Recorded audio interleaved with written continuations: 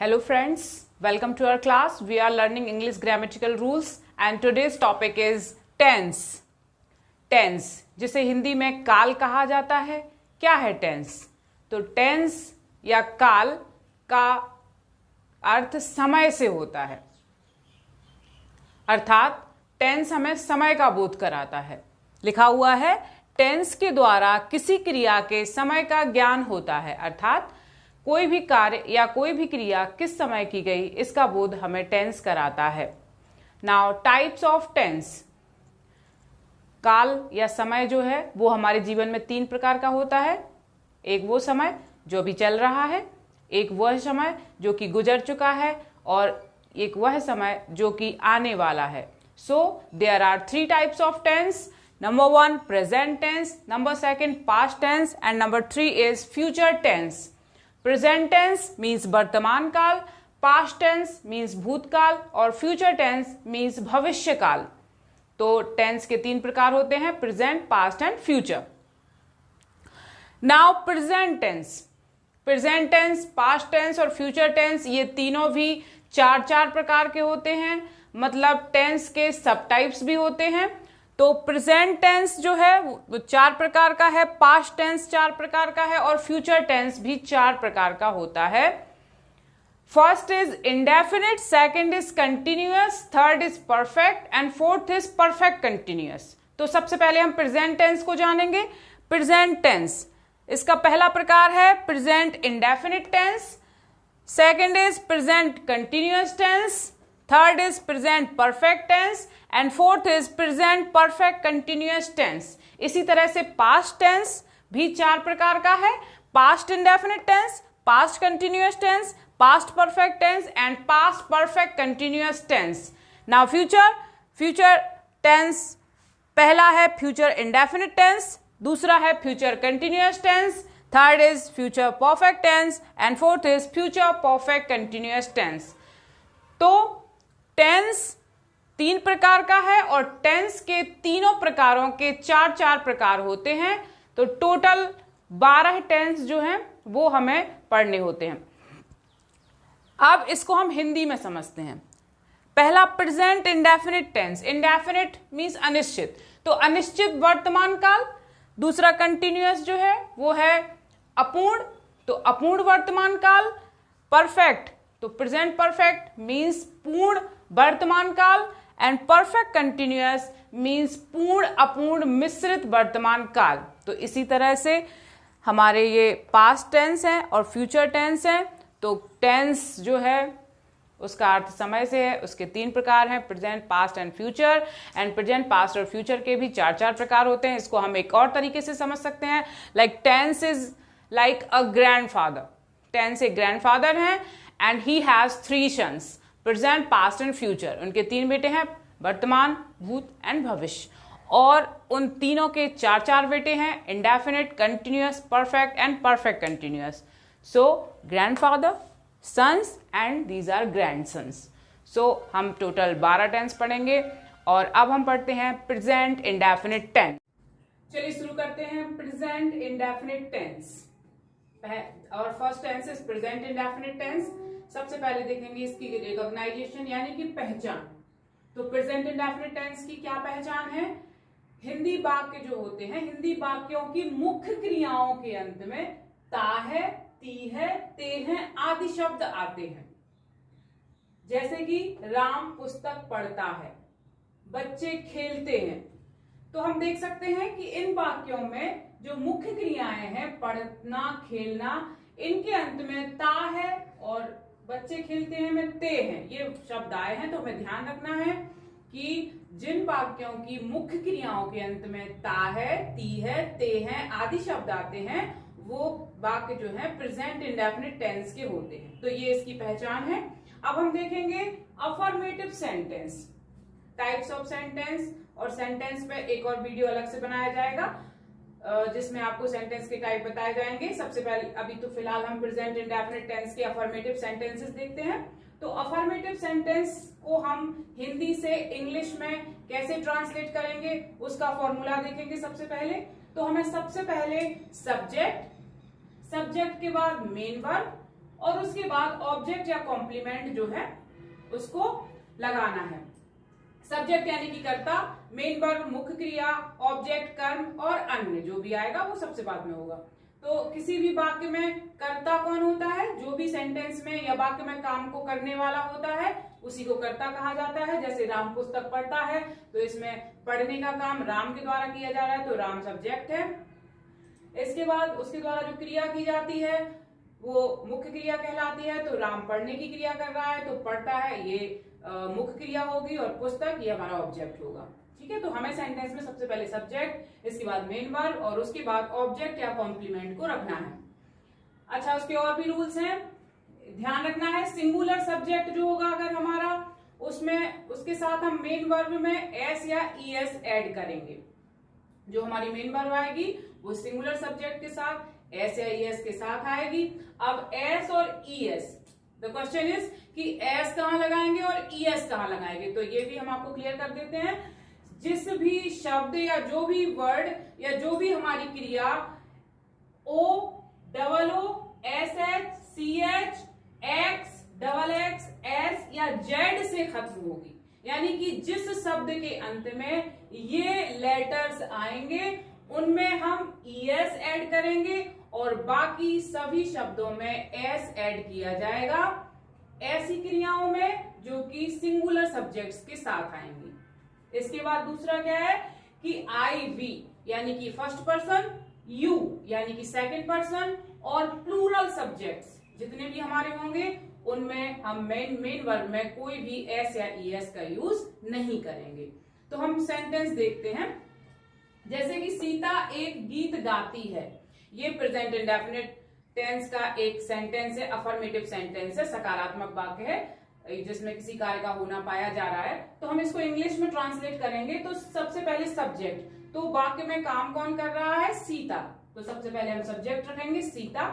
इसके बाद वो क्या काम करे? तो गाती है, गाने का काम कर रही है, तो गाती है sing, and Sita is singular number तो हमने सिंग में एस ऐड किया है, सिंग्स गीत a song, Sita sings a song. मैं बाजार जाता हूं, सब्जेक्ट इज मैं तो आई, जाता हूं मेन वर्ब गो, बाजार टू मार्केट तो आई गो टू मार्केट। इसी तरह से हम इन सेंटेंसेस को भी बनाएंगे। राम पुस्तक पढ़ता है तो subject is Ram, main verb पढ़ता है read, Ram is singular number तो हमें रीड में एस ऐड करना है, पुस्तक a book, Ram reads a book.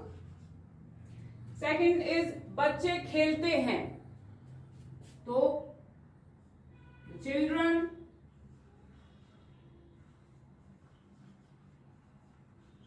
Subject खेलते हैं, मेन वर्ब प्ले।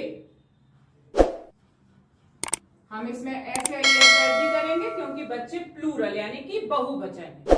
तो इस तरह से प्रेजेंट इंडेफिनिट टेंस का जो अफर्मेटिव सेंटेंस है इस तरह से हमें बनाना है।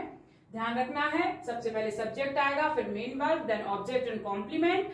एंड अगर हमारा जो सेंटेंस है उसका सब्जेक्ट सिंगुलर नंबर है तो हम उसकी मेन वर्ब में एस या ईएस ऐड करेंगे और प्लूरल जो नंबर सब्जेक्ट होगा उसके मेन वर्ब में एस या ईएस को ऐड नहीं करेंगे। इसके बाद है हमारा नेगेटिव सेंटेंस। नेगेटिव सेंटेंसेस क्या होता है? जिन वाक्यों में किसी कार्य का ना होना पाया जाता है उन्हें हम नेगेटिव सेंटेंस कहते हैं। तो नेगेटिव सेंटेंस जो है उसका फॉर्मूला देख लीजिएगा। सबसे पहले है सब्जेक्ट, उसके बाद डू या does, then not, then main verb and object and complement. This is the formula.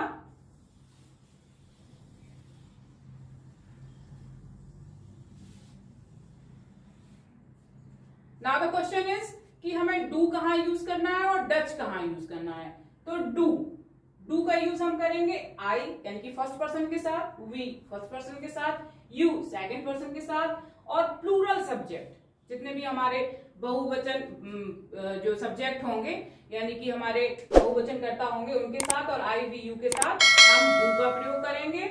इसके साथ इसके बाद डज, तो डज का यूज जो है वो सिंगुलर सब्जेक्ट्स के साथ किया जाएगा। जितने भी हमारे एक वचन कर्ता होंगे उनमें हम डज का प्रयोग करेंगे। अब इन्हीं वाक्यों को हम नेगेटिव में बनाएंगे, जैसे कि राम पुस्तक नहीं पढ़ता है तो राम सिंगुलर है तो हमने डज लगाया है, does not read a book. अच्छा, एक और चीज ध्यान वाली है कि हमें जो मेन वर्ब है उसमें एस या ईएस का यूज नहीं करना है इन नेगेटिव सेंटेंस। नकारात्मक वाक्यों में चाहे सिंगुलर सब्जेक्ट हो, चाहे प्लूरल सब्जेक्ट हो, चाहे फर्स्ट पर्सन हो, चाहे सेकंड पर्सन हो, हमें किसी भी सेंटेंस में मेन वर्ब में एस या ईएस का यूज नहीं करना है। तो Ram does not read a book. बच्चे नहीं खेलते हैं, चिल्ड्रन डू नॉट प्ले। इसके बाद है सीता एक गीत नहीं गाती है, Sita does not sing a song. मैं बाजार नहीं जाता हूं, I do not go to market. तो इस तरह से हमने नकारात्मक वाक्यों को बनाया। ध्यान रखना है जो भी हमारे सिंगुलर सब्जेक्ट हैं उनमें हम डज का यूज करेंगे, और जो हमारे फर्स्ट पर्सन सेकंड पर्सन यानी कि आई वी यू या प्लूरल सब्जेक्ट्स हैं उनके साथ डू का प्रयोग किया जाएगा। अगर सेंटेंस में कभी नहीं आता है तो उसके साथ हम नेवर का प्रयोग करेंगे, और अगर सेंटेंस में नेवर का प्रयोग होगा तो उसके साथ जो एस या ईएस वाला रूल है वो भी अप्लाई होगा। और अब आगे हम पढ़ेंगे interrogative sentence. Now before we start interrogative sentence, let's see some sentences with कभी नहीं। अगर हमारे नेगेटिव सेंटेंसेस में कभी नहीं आता है तो हम डू या डज का प्रयोग नहीं करते बल्कि नेवर का प्रयोग करते हैं, और साथ ही जो हमारा एफर्मेटिव सेंटेंस का रूल है एस या यस वाला उसको भी हम इसमें अप्लाई करते हैं। जैसे कि राम झूठ कभी नहीं बोलता है, तो राम नेवर टेल्स अ लाई। राम सब्जेक्ट है हमारा, इसके बाद हमने कभी नहीं के लिए नेवर का यूज किया है, and main verb is tell, और राम के अकॉर्डिंग हमने उसमें एस का यूज किया है, अ लाई। बे वहां कभी नहीं जाते हैं, दे नेवर गो देयर। गो में हमने एस या एस नहीं लगाया है क्योंकि दे जो है वो प्लूरल नंबर है, और नेवर के साथ भी हम प्लूरल नंबर में एस या एस का यूज नहीं करेंगे। तो ये हमारे नेवर वाले कुछ सेंटेंसेस हैं। Now starts interrogative sentences. तो इंट्रोगेटिव सेंटेंसेस जो होते हैं वो दो प्रकार के होते हैं। पहले तो वो इंट्रोगेटिव सेंटेंस जो क्या से शुरू होते हैं, और दूसरे वो इंट्रोगेटिव सेंटेंसेस जिनमें प्रश्नवाचक शब्द जैसे कि क्या, क्यों, कब, कैसे, ये सब बीच में आता है। तो जो हमारे क्या से शुरू होने वाले सेंटेंसेस हैं उनको हम यस नो टाइप इंट्रोगेटिव कहते हैं, और जिनमें प्रश्नवाचक शब्द बीच में यानी क्वेश्चन वर्ड बीच में आता है उन्हें हम WH टाइप इंट्रोगेटिव सेंटेंसेस कहते हैं। तो जो हमारे यस नो टाइप है उनका फॉर्मूला है, सबसे पहले हमें अकॉर्डिंग टू सब्जेक्ट उसमें डू या डज का प्रयोग करना है, then subject, then main verb and object and complement. जैसे कि सेंटेंस है क्या राम अपने मित्र की मदद करता है, तो सबसे पहले हम, हाँ इसमें एक और चीज है कि जो इंट्रोगेटिव वर्ड है हमारा क्या, उसकी हम इंग्लिश नहीं बनाते हैं। सेंटेंस जो है हमारा डू या डज से स्टार्ट होगा, यानी कि हेल्पिंग वर्ब से स्टार्ट होगा। तो क्या राम अपने मित्र की मदद करता है, तो राम सिंगुलर नंबर है तो हम सबसे पहले डज का प्रयोग करेंगे, फिर सब्जेक्ट राम, मदद करना हेल्प, एंड अपने मित्र हिज फ्रेंड, तो does Ram help his friend. अच्छा, क्वेश्चन मार्क का भी यूज करना है हमें इसमें, एक मिनट। क्वेश्चन मार्क, तो does Ram help his friend. क्या तुम पत्र लिखते हो, तो do you write a letter. According to you do का प्रयोग किया गया है, और इंट्रोगेटिव सेंटेंसेस में भी हम वर्ब में एस या यस का यूज नहीं करते हैं। नाउ WH टाइप सेंटेंसेस जो होते हैं उनमें प्रश्नवाचक शब्द बीच में आता है, जैसे कि बे कहाँ रहते हैं, राम विद्यालय क्यों नहीं जाता है। तो इनमें हम सबसे पहले जो हमारे प्रश्नवाचक शब्द हैं उनकी हम इंग्लिश यानी कि क्वेश्चन वर्ड की इंग्लिश बनाएंगे। तो इसका फॉर्मूला सबसे पहले question word, and after that do does, then subject, then main verb, then object complement and question mark. तो बे कहाँ रहते हैं, इसमें इंट्रोगेटिव वर्ड यानी क्वेश्चन वर्ड जो है वो बीच में आया है, तो सबसे पहले हम इसी की इंग्लिश बनाएंगे। तो कहाँ वेयर, इसके बाद अकॉर्डिंग टू सब्जेक्ट डू या डज, तो बे प्लूरल नंबर है तो डू का यूज करेंगे, बे सब्जेक्ट है they, and main verb is रहना तो live, where do they live. Ram विद्यालय क्यों नहीं जाता है, अगर हमारा इंट्रोगेटिव सेंटेंस नेगेटिव है यानी कि नेगेटिव इंट्रोगेटिव है तो ध्यान रखना है कि नॉट का प्रयोग हम सब्जेक्ट के बाद करेंगे। तो सबसे पहले क्यों बीच में आया है तो why, according to Ram does, subject Ram, और नहीं आया है तो फिर सब्जेक्ट के बाद not, and main verb go and to school. तो why does Ram not go to school? So this is our present indefinite tense. Next we will see present continuous tense, and if you have any question or query about it or any other question, please put in comment box. I'll reply. Thank you.